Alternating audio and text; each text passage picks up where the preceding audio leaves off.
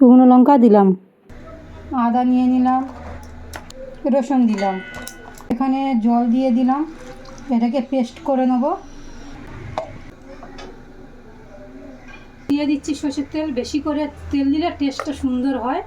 এখানে আমি পেঁয়াজ দিয়ে দিলাম,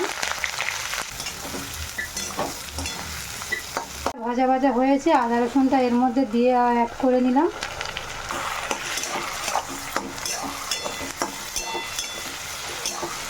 টমেটো দিয়ে দিলাম, দিয়ে একটু নাড়াচাড়া করলাম। এখানে নুন দিলাম, হলুদ গুঁড়ো, ধনের গুঁড়ো, জিরের গুঁড়ো, ভালো করে আমি নেড়ে নেব।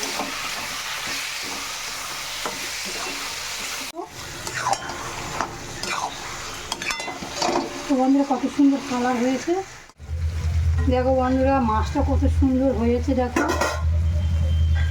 দেখো একদম রসা রসা। একটু ধনে পাতা কুচি ছড়িয়ে দিলাম।